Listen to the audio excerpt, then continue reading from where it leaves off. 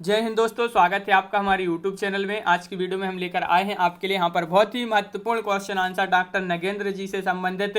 तो वीडियो को पूरा अवश्य देखना है। अगर आप चैनल पर पहली बार आए हैं तो चैनल को सब्सक्राइब कर लें, वीडियो को लाइक कर लें और ज़्यादा से ज़्यादा वीडियो को शेयर करें, क्योंकि बहुत ही महत्वपूर्ण क्वेश्चन है डॉक्टर नगेंद्र जी से संबंधित। सेल्फ स्टडी क्लासेस आप डाउनलोड कीजिए, जहाँ पर हिंदी साहित्य का संपूर्ण कोर्स आपके लिए बहुत ही कम दामों में उपलब्ध है। और हिंदी साहित्य की टेस्ट सीरीज, किसी भी एग्जाम की तैयारी कर रहे हैं जिसमें हिंदी साहित्य पूछा जाता है, तो self study classes app play store से डाउनलोड करिए और अपनी तैयारी में यहां से लग जाइए।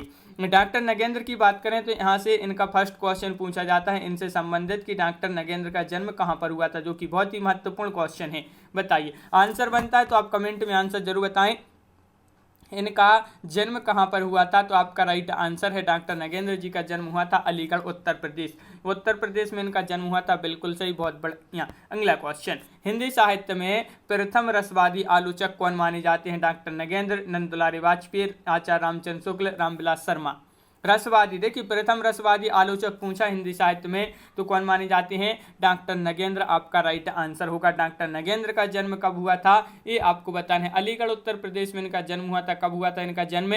तो आपका सही आंसर है 9 मार्च 1915 को इनका जन्म हुआ था। किस इनका? डॉक्टर नगेंद्र जी का। अगला क्वेश्चन है, डॉक्टर नगेंद्र किस काव्य के लोकप्रिय आलोचक माने जाते हैं? तो आपका सही आंसर क्या होगा? प्रगतिवाद, प्रयोगवाद, छायावाद, नई कविता। तो क्वेश्चन नंबर 4 है और 4 का राइट आंसर है आपका यहाँ पर विकल्प नंबर सी, यानी कि छायावाद। अगला क्वेश्चन क्या है? तो डॉक्टर नगेंद्र की प्रथम आलोचना बताना है। इनकी प्रथम आलोचना कौन सी है? क्वेश्चन नंबर 5 है और 5 का राइट आंसर है आपका यहाँ पर इनकी प्रथम आलोचना पूछा है, तो राइट आंसर है क्या सही आंसर? तो विकल्प नंबर आपका यहाँ पर डी राइट आंसर होगा, डी, यानी कि आपका सुमित्रा नंदन पंत राइट आंसर है। अगला क्वेश्चन है यहाँ पर, डॉक्टर नगेंद्र की प्रथम आलोचना सुमित्रा नंदन पंत कब प्रकाशित हुई थी? ये यहाँ पर बताना है। तो बताइए कब प्रकाशित हुई थी? तो महत्वपूर्ण क्वेश्चन है और आपका यहाँ पर बिल्कुल सही राइट आंसर है 1938, यानी कि विकल्प नंबर बी आपका राइट आंसर होगा। डॉक्टर नगेंद्र का साहित्यिक जीवन किस विधा से शुरू हुआ है? कहानी से या फिर कविता से या फिर आलोचना से? यहाँ पर कहानी दो हो गए हैं, 2 बार हो गए, कोई बात नहीं। डॉक्टर नगेंद्र का साहित्यिक जीवन किस विधा से शुरू हुआ है ये बताना है यहाँ पर। तो आपका सही आंसर है कविता, यानी कि विकल्प नंबर सी राइट आंसर है। डॉक्टर नगेंद्र की प्रथम कविता मानी जाती है वनमाला, जीवन के गान, युग के मोल या प्रलय सृजन। तो डॉक्टर नगेंद्र की प्रथम कविता पूछा है, तो आपका सही आंसर है इनकी प्रथम कविता की बात करें तो वनमाला आपका सही आंसर है, विकल्प नंबर 1 राइट आंसर है। क्वेश्चन नंबर 9 है, डॉक्टर नगेंद्र की प्रथम कविता कब प्रकाशित हुई थी? क्वेश्चन नंबर 9 का राइट आंसर सभी लोग बताएंगे। 4 विकल्प आपके यहाँ पर दिए गए हैं और आपका यहाँ पर सही आंसर है विकल्प नंबर आपका यहाँ पर जो विकल्प नंबर 1 है वह आपका राइट आंसर है। इनकी प्रथम कविता वनमाला कब प्रकाशित हुई थी? 1937 ईस्वी में। क्वेश्चन नंबर 10 है, डॉक्टर नगेंद्र का संस्मरण है, ये आपको यहाँ पर बताना है। ये आपके 4 विकल्प दिए गए हैं क्वेश्चन नंबर 10 से। और इनका संस्मरण पूछा है, तो आपका सही आंसर है इनका संस्मरण चेतना की बिंब, यानी कि विकल्प नंबर डी आपका राइट आंसर होगा। बिल्कुल सही, डॉक्टर नगेंद्र का संस्मरण चेतना की बिंब का प्रकाशन वर्ष बताना है। इसका रचना काल बताना है। रचना काल क्या माना जाता है? 1967, 68, 69, 70। ये आपके 4 विकल्प दिए गए हैं और आपका यहाँ पर सही आंसर है क्वेश्चन नंबर 11 में 1967 ईस्वी इसका जो है रचना काल माना जाता है। चेतना की बिंब संस्मरण है डॉक्टर नगेंद्र जी का। डॉक्टर नगेंद्र की आत्मकथा है अर्धकथा, अपनी खबर, अर्धकथानक या फिर आप बीती। तो इनकी आत्मकथा बताना है डॉक्टर नगेंद्र जी की, तो आपका सही आंसर है अर्धकथा, यानी कि विकल्प नंबर 1 राइट आंसर होगा। क्वेश्चन नंबर आपका 13 है, डॉक्टर नगेंद्र की आत्मकथा अर्धकथा का जो प्रकाशन वर्ष माना जाता है। क्वेश्चन नंबर 13 में आपके लिए बताना है क्या माना जाता है इसका प्रकाशन वर्ष।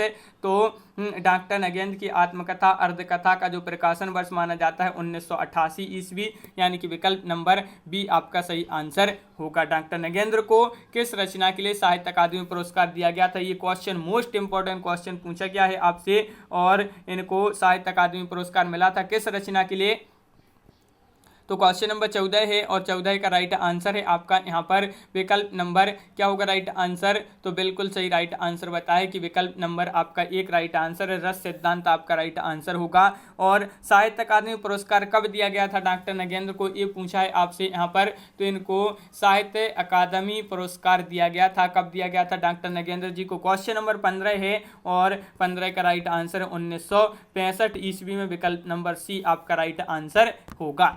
अगला क्वेश्चन है डॉक्टर नगेंद्र ने काशी नागरिक प्रचारणी सभा द्वारा प्रकाशित हिंदी साहित्य का बृहद इतिहास के किस खंड का संपादन किया था। किसने, डॉक्टर नगेंद्र ने। चौथे खंड का, पांचवें खंड का, छठे खंड का या सातवें खंड का। तो क्वेश्चन नंबर आपका यहाँ पर 16 है और 16 का राइट आंसर है। इन्होंने किया था छठे खंड का, छठे खंड का संपादन किया था किसने, डॉक्टर नगेंद्र ने। काशी नागरिक प्रचारणी सभा द्वारा प्रकाशित जो हिंदी साहित्य का बृहद इतिहास था उसका छठे खंड का इन्होंने संपादन किया। काशी नागरिक प्रचारणी सभा द्वारा प्रकाशित हिंदी साहित्य का बृहद इतिहास का छठा खंड कौन सा है, ये आपसे पूछा। छठा खंड है, बताइए। तो क्वेश्चन नंबर 17 है और 17 का राइट आंसर है वह छठा खंड है श्रृंगार काल रीतिवद्य, विकल्प नंबर बी आपका सही आंसर होगा। डॉक्टर नगेंद्र का यात्रा संस्मरण कौन सा है, ये आपसे यहाँ पर पूछा है। इनका यात्रा संस्मरण कौन सा है, 4 विकल्प दिए गए हैं यहाँ पर और 2 विकल्प में से ही बता दीजिए आप। तूफानों के बीच, तंत्रालोक से यंत्रालोक तक, इनका यात्रा संस्मरण पूछा है। तो आपका राइट आंसर है यहाँ पर विकल्प नंबर बी राइट आंसर होगा, यानी कि तंत्रालोक से यंत्रालोक तक, बिल्कुल सही आंसर होगा। अगला क्वेश्चन है, यहाँ पर थोड़ी सी ब्लर हो गई क्वेश्चन। डॉक्टर नगेंद्र की रचना अप्रवासी की कथाएं की विधा पूछा है, एक कविता है, कहानी है या फिर कहानी संग्रह है, रसवादी आलोचना है या यात्रा संस्मरण है। तो अप्रवासी की कथाएं किस विधा की रचना मानी जाती है, डॉक्टर नगेंद्र की रचना है और यात्रा संस्मरण माना जाता है, बिल्कुल सही, बहुत बढ़िया। साकेत एक अध्ययन का रचना काल बताना है, इसका रचना काल क्या है, क्वेश्चन नंबर 20 का आंसर बताइए। साकेत एक अध्ययन का रचना काल पूछा है आपसे यहाँ पर। तो बिल्कुल सही राइट आंसर है 1939 ईस्वी, विकल्प नंबर सी आपका राइट आंसर होगा। रीति काव्य की भूमिका का रचना काल क्या माना जाता है, क्वेश्चन नंबर 21 का सभी लोग आंसर बताएंगे, क्या होगा इसका राइट आंसर। रीति काव्य की भूमिका का रचना काल बताना है, इसका रचना काल क्या माना जाता है, क्वेश्चन नंबर 21 है और 21 का सही आंसर विकल्प नंबर सी 1949। इनमें से कौन सी रचना डॉक्टर नगेंद्र की है, कामायनी एक पुनर्विचार, कामायनी के अध्ययन की समस्याएं, कामायनी एक व्याख्या, प्रसाद और कामायनी। कौन सी रचना डॉक्टर नगेंद्र की है, तो कामायनी के अध्ययन की समस्याएं, ये जो है आपका सही आंसर है, डॉक्टर नगेंद्र की रचना है, बिल्कुल सही।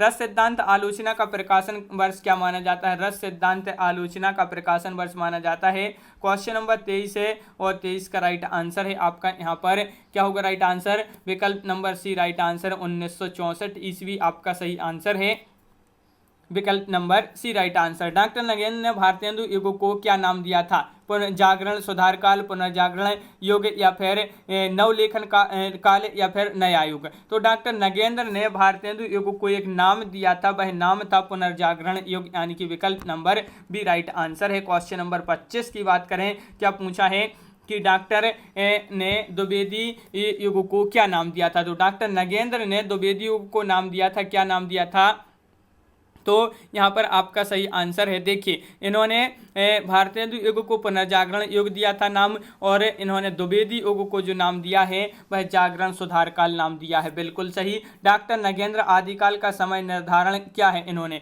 डॉक्टर नगेंद्र ने आदिकाल का समय निर्धारण किया है, कब से, तो क्वेश्चन नंबर आपका 26 है, महत्वपूर्ण है और आपका सही आंसर है 26 का विकल्प नंबर 1, यानी कि 7वीं सदी से, यानी कि विकल्प नंबर 1 आपका राइट आंसर होगा। डॉक्टर नगेंद्र ने किस काव्यधारा को निश्चल आत्माभिव्यक्ति काव्य कहा है, किस काव्यधारा को निश्चल आत्माभिव्यक्ति काव्य कहा है, छायावाद, प्रयोगवाद, रीति काव्य, प्रगतिवाद। क्वेश्चन नंबर 27 का आंसर बताना है और 27 का राइट आंसर है रीति काव्य को, तो विकल्प नंबर आपका बी यहाँ पर राइट आंसर है, बिल्कुल सही, बी आपका सही आंसर होगा। डॉक्टर नगेंद्र ने किस काव्यधारा के स्थूल के प्रति सूक्ष्म का विद्रोह कहा है, किस काव्यधारा को, महत्वपूर्ण क्वेश्चन पूछा गया है, कई बार पूछा गया ये क्वेश्चन है। डॉक्टर नगेंद्र ने किस काव्यधारा को स्थूल के प्रति सूक्ष्म का विद्रोह कहा है, तो छायावाद, रीति काव्य, प्रयोगवाद, प्रगतिवाद। तो आपका सही आंसर है छायावाद, यानी कि विकल्प नंबर ए आपका सही आंसर होगा। क्वेश्चन नंबर 29 की बात करें कि डॉक्टर नगेंद्र ने किस काव्यधारा सूक्ष्म के प्रति स्थूल का विद्रोह कहा है, तो वह कहा है किसको?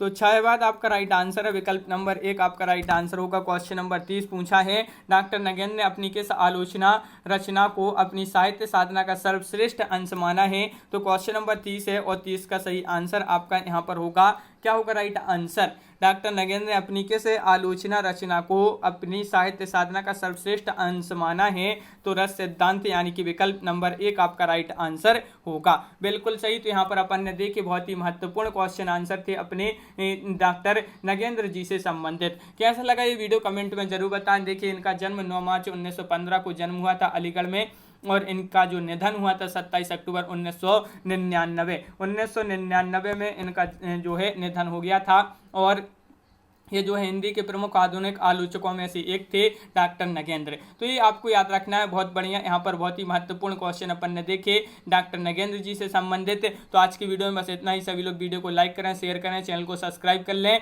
और self study classes app download कर लें, जहाँ पर आपके लिए ये ऐप लेकर आया है आपको हिंदी साहित्य का संपूर्ण कोर्स, हिंदी साहित्य की टेस्ट सीरीज और इसी के साथ आपके लिए यहाँ पर 2020 टेस्ट सीरीज फ्री करवाई जाती है ये सेल्फ स्टडी क्लासेस ऐप में हिंदी साहित्य की। सप्ताह में 2 दिन ये टेस्ट सीरीज होती है, फ्री होती है। तो इस फ्री टेस्ट सीरीज का फायदा अवश्य लें, self study classes app download करें और अपनी तैयारी में लग जाएं। आज की वीडियो में बस इतना ही। सरसा पब्लिकेशन कविमाला वस्तुनिष्ठ प्रश्न की ये बुक है, तो जो भी खरीदना चाहते हैं तो वह खरीद सकते हैं। आज की वीडियो में बस इतना ही। सभी के लिए बहुत बहुत धन्यवाद। जय हिंद।